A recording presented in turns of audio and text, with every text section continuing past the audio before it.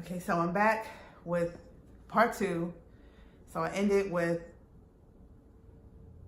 in the last video, with him, with the guy that I was talking to, assaulting me, taking my phone, slashing my tires. And of course, and the cops, we didn't know that my tires were slashed at this time. So that's a whole nother thing too. So I had to call the cops back. He gave me his direct number, and not 911, of course. So I called the cops back about the slashing of the tires so we could see the video footage to see if it was him or not. I mean, it seemed like it would be him because of all that other stuff that happened. And so I wound up not working that whole Tuesday. My director took over of everything that was the project we had going on. I had to settle down. I had to calm down to think because my mind was all over the place. I couldn't really think. I'm like, dang it. Like, I usually supposed to be on my toes with this kind of stuff to always know my next move if something happens. And I was just pretty disappointed in myself that I just never really prepared for something like that to happen to me. So after like settling down a little bit, I thought about it. I was like, okay, so I'll go to the leasing office. Once they open, I'll walk down to the leasing office. Once they open, and ask could I use their phone. So around 10 or 11, something, I can't remember, I go to my leasing office to use their phone, and I slightly tell them what happened. And so I'm calling my phone. I was like, whoever has my phone, I know who had my phone. I mean, who knows? He could have gave it off to somebody else. Who knows? And I'm like, whoever has my phone, you can bring it back to the leasing office or whatever. And then I called my insurance company, my car insurance company, to file a claim. I was like, 3 of my tires are slashed. I didn't know for sure they were slashed. I just know that they didn't have no air in them. I couldn't pinpoint. When I looked at the tires, I couldn't find a slash or anything, an evident slash at that. So I'm just like, okay.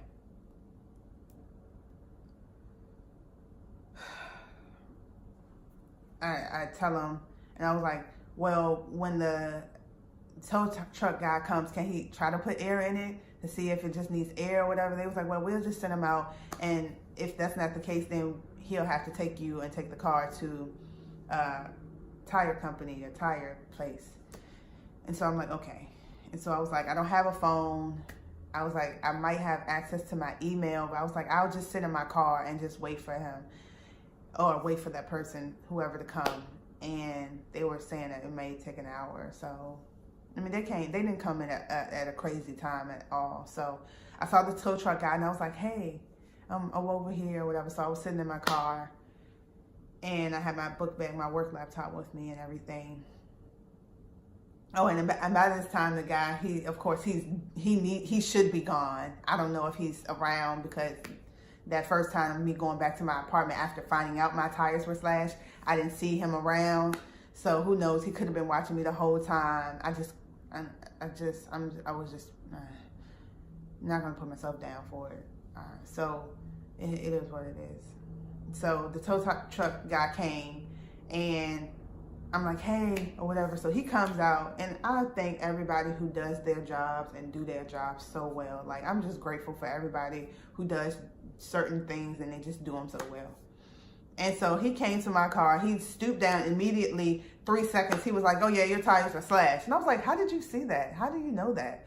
I'm just like, people are just, when you do something you're good at it, you just be knowing stuff. Like, I mean, I probably, if I sat there long enough to really look around the wheel, I probably would have figured it out. At that point, I was just frantic, my mind all over the place. And he was like, right here. So he points to it. I'm like, I'm looking for like a big old slash or whatever, but you can tell that it was like a knife that had cut through it. And I was like, but it wasn't super evident. It was just crazy that he stooped down, and like within 3 seconds, he found that quick. I was like, dang, this is crazy. This dude is experienced or something. Like, he does his job well. I'm grateful for that. Thank you. So he was like, yeah, and then it was 3 tires. and one of my tires weren't slashed. So he put my car on the thing while we're driving. He was like, well, whoever did this to you is a B. He was like, they knew what they were doing. And I was like, I think it was this guy that I was talking to, because the whole thing went down before, and the night before or whatever. And it's kind of hard to not think that he was the one who did it. But we got to get the surveillance cameras. And also the dude that I was talking to, who did all of this stuff to me, he was like, I didn't slash your tires. I was like, you think I'm stupid? Like, you think I'm going to live somewhere with no cameras? I was like, we're going to get the camera footage. He was like, I'll help you pay for it. And I'm just like, if you ain't do it, why would you help pay for it? You ain't help pay for anything else. Like, what? So, anyway. So, the tow truck guy, he was like, yeah, and he knew what he was doing. He was like, if he slashed all 4 tires, your insurance company would have paid for it. And he was like, because he did 3, they're not going to pay for all of the tires. And I'm just like, I didn't really know that when they told me. They was like, you have to pay your deductible. Anything over your deductible, we'll pay for. And so I'm like, okay. I was like, are you serious? When he told me that, I was like, are you serious? He was like, yeah. And I was just like, this dude is really trying to mess up my life. Like, it's just me. I take care of myself. Like, it's so frustrating. Like, all of this stuff that I work for my own, I pay for everything on my own. Everything. Like, and I'm just like annoyed, because I'm like, for someone to come in and do all of this stuff, like mess up my property, try to harm me, take my phone, like basically I felt stranded. And I'm just like, he's really trying to mess up my livelihood. Like, he's messing up my work, like my job. Like, this is how I provide for myself. And I'm just like, somebody to come in and just try to destroy all of that, like, it bothered me. Like, I don't feel like I really have anybody to fall up on, because I do everything on my own. I pay for everything on my own. And so I'm just frustrated. So I get to the tire place. The claim hasn't gone through. And I'm just like, at this point, it's hard for me to kind of keep in tears while I was at the place, like, because the whole situation has frustrated me so much. And like, I guess that was just like my only outlet to just kind of like tear up out of frustration. And the guy's like, I don't know. I don't know when we'll be able to work on your car. I'm like, I need a car today. Like, what am I supposed to do? Like, I'm trying to hurry up and think about stuff. And it's just, I don't know, things are not coming to me as fast. And I'm just like, I talked to another dude that was there, and I'm just like, my insurance, or whatever insurance I have for my car, because I think I switched for my car and my renters or homeowners insurance, whatever it's called. So whatever car insurance I have, and I was like, they supposed to have sent over the claim or whatever to get my tires fixed. And so the tow truck has already left my car down there and left.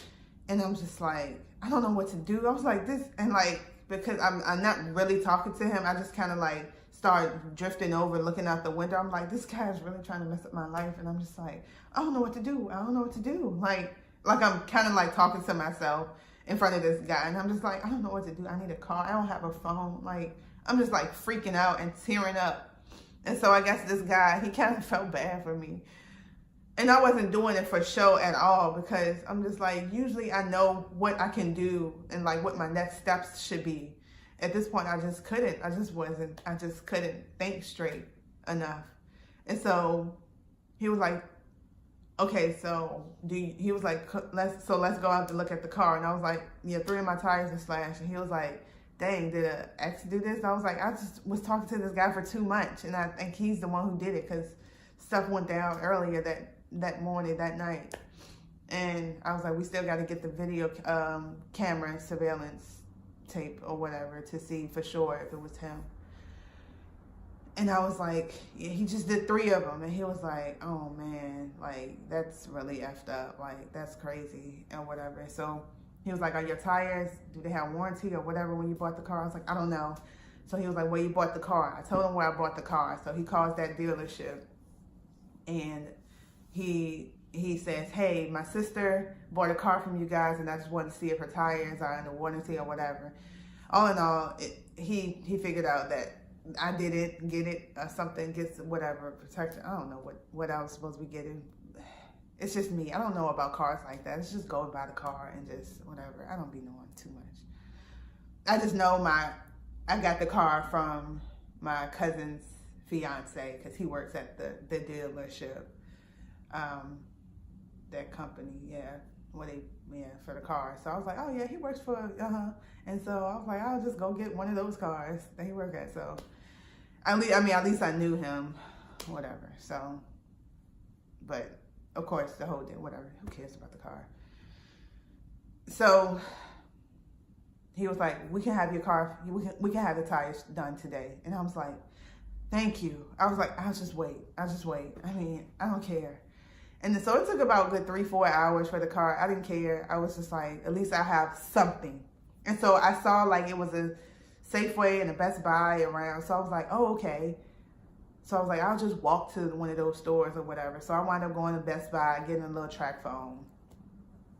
And I don't know how. I had brought my other phone because usually when I switch phones, I just pay them off so I can keep them. Because it's so much stuff on it. I don't just feel like just wiping it out and trying to save it on a laptop and stuff. So I just buy the phone and keep it. And so I had thought in my mind, okay, I'll take this phone with me. I charged it up.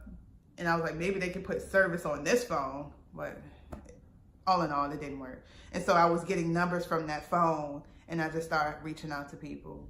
And I reached out to people who are really closer to me. And I was like, hey, it's me. This is a track phone, a little phone that I got because my phone was taken. And yeah, I told one of my friends about the story. And I was just like, I feel low. I was like, I feel powerless. I feel taken advantage of. I feel weak. And I'm just like, I feel very much so violated as well. And I feel like I've lost. And I'm just freaking out kind of a little bit, almost all over again. And so they finished my tires. It was dark. And so I'm on my laptop because I also had like a business call later on that day too. And I was getting on my laptop to get the number to call in for the business call. And I get an email. This fool is emailing me through my phone. I'm like, get out my phone. Sorry for being loud. I can't stand. I hope it adjusts. Get out my phone. Why you get out my phone? And so I'm like, okay. He's like, I'm here. Where you at? I'm like, what? Who keeps letting this fool into my building? Who keeps letting him in? And I'm like, I'm not there. I just replied, I'm not there. He was like, well, you can come and get my phone, get your phone from my place. I am not about to come to your place where you took my phone and you telling me to come to your place. This fool is a fool. Like, you don't know how many B's I had called him that time. Like when he was in my face, I was like, you are a B. This is B stuff. You are doing B stuff. Like I call him multiple B's. Like at this point, I have no respect for you. Like you're worse than a crumb, you're worse than the scum on the bottom of my shoe. If I stepped in dog doo-doo, you're worse than that. Like, at this point, why are people like you living? This is how angry I was at him. Like you're trying to ruin me, and you think this is okay? Like, this fool is, I feel bad for his mom. I feel so bad for her. Like, do you know what kind of dude this dude is? Like, I mean, you heard the craziness. Do you know, like, the other, like, that did he do stuff like this at home? Whatever. And so I'm like, I'm not about to go. I was about to go to get my phone because I was desperate, but I was like, no, don't do it. Just go back. So when my car got fixed, I just went to go get some groceries, and I went back into my apartment. I parked in another place where it was very, very, very, very visible. Like, I was under the camera. Like, oh, y'all get out the way. Let me park right here, though. Like, right underneath the camera. So I parked there, and yeah, so this video is getting long too, so I'm gonna have to probably do a part 3 now. Because there's some other stuff that happened afterwards too. So yeah, so I'm ending on this. That was the whole day of Tuesday, finishing up Tuesday, and the next video will be what happened on Wednesday. So I'll start off from there. See you in the next video.